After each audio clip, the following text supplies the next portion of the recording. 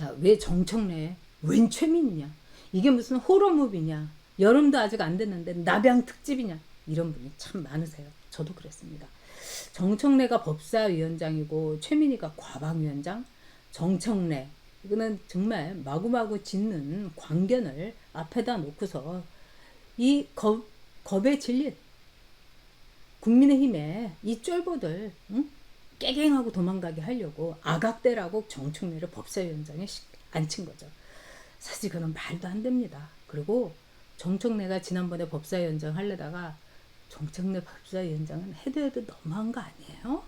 그렇잖아요. 우리 민주당인데 그래도 옛날에 민주당 어쩌고저쩌고 이렇게 된 거예요. 그래서 정청래가 법사위원장을 못했어요. 근데 그 한을 이재명이 풀어준 겁니다.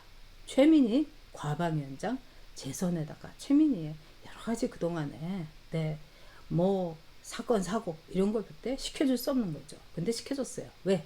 이재명이가 하도 지금 무서우니까 공포의 이재명이 못할 일이 없다 이렇게 시켜준 겁니다.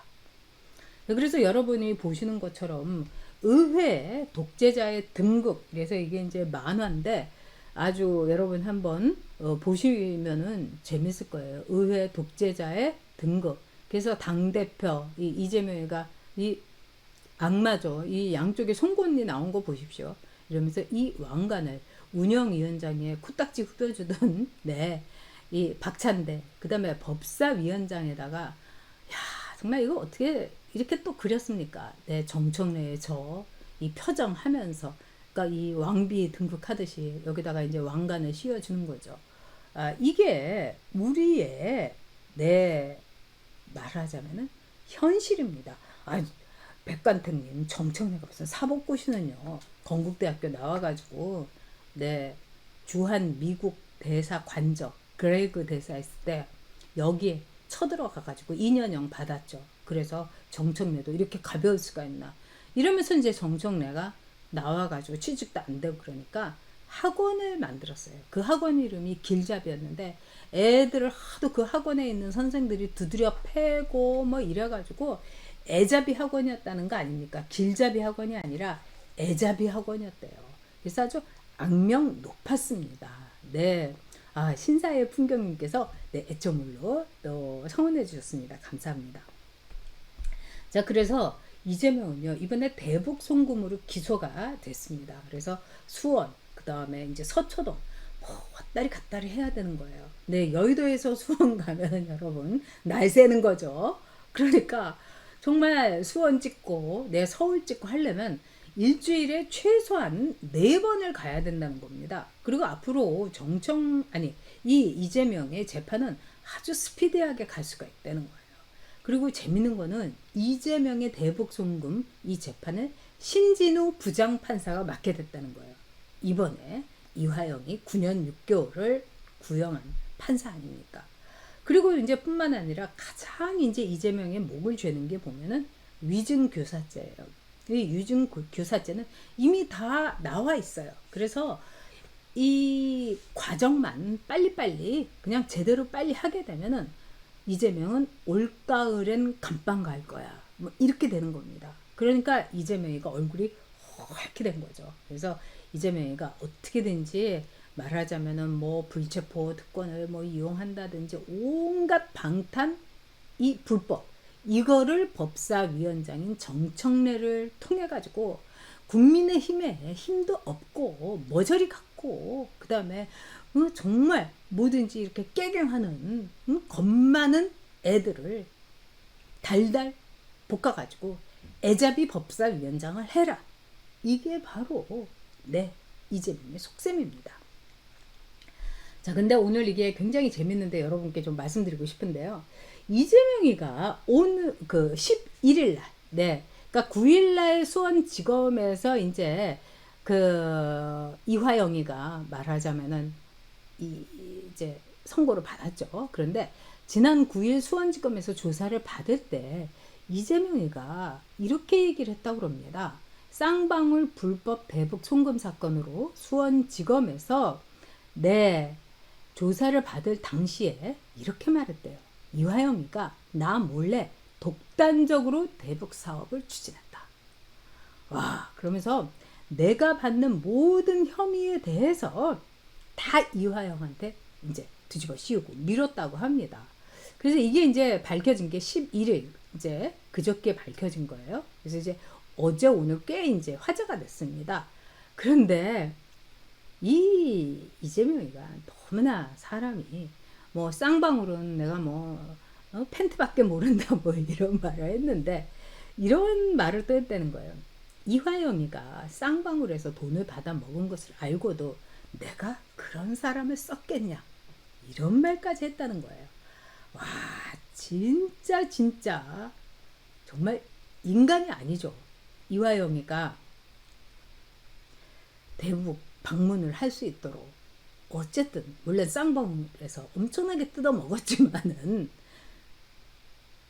이재명을 위해서 그렇게 얘기했는데 이화영이를 아주 더러운 놈을 취급을 하고요. 이러니까 이화영이도 아마 이런 거 이제 다 듣게 되겠죠. 근데 이제 이화영이가 이제 터트리자 9년 6개월 그래 이판사판이다 하고 나면은 굉장히 어렵죠.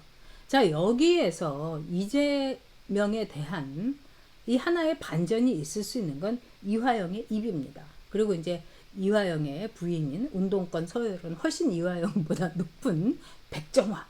그 다음에 맨날 방청을 하면서 그렇게 눈물을 짓는다는 이화영의 그녀, 내연녀. 이 실속도 없는 거죠. 아니죠. 이 내연녀도 실속이 꽤 있었죠. 그 쌍방울 버카루 같이 이화영이하고 그 청담동에 고급 미용실에 가서 머리도 자르고 뭐 그것뿐이었겠습니까? 그런데 만약에 이화영이가 입을 열기 시작하면은 누구까지 털리냐? 여러분도 아시든 이해찬까지 털리게 되는 겁니다.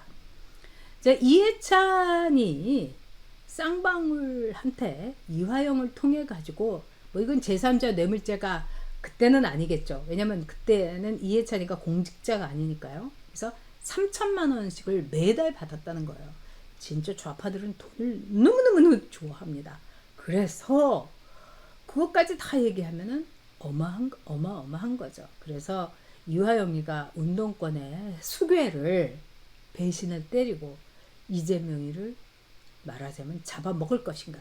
이게 지금요, 여의도 바닥은 물론 민주당과 운동권 내에서 최대 여러분 화제, 추이를 지켜보는 이 사안이라고 그럽니다. 자, 어쨌든 이 이재명의 대북 송금을 담당했던 이화영의 대북 송금을 담당했던 신진우 부장판사가 찌재명의 경우도 재판을 담당합니다. 이거는 이제 재판이 그냥 하이패스로 진행된다는, 하이패스 재판으로 찌재명의 대북 송금이 진행된다는 걸 뜻하는 겁니다. 그러니까 이재명이가 간담이 선을 하죠. 신속, 정확. 그러니까 신진우 판사한테 뭐 이렇게 재판 안 하더라도 판결문 좀 이렇게 한번 쓰시죠. 그러니까 판사들이 제일 힘들어하는 게 판결문 쓰는 겁니다, 여러분. 뭐 당연한 얘기겠지만, 그래서 뭐 국회의원도 이런 말 있죠. 선거가 없으면 국회의원도 할만하다. 네. 뭐 여성들도 뭐 애 안 낳으면은 뭐 그런 대로 뭐 살만하다. 예전에 이제 우리 어머님들이 그런 말씀 하셨죠. 마찬가지로 이 판결문 쓰기가 굉장히 어려운 겁니다. 그래서 노무현 전 대통령이 대전에서 판사로 있었어요. 그런데 판결문을 못 쓴 거예요. 그래서 그 위에 있는 그 선배 판사가 맨날 판결문을 써줬어요. 노무현 대신에.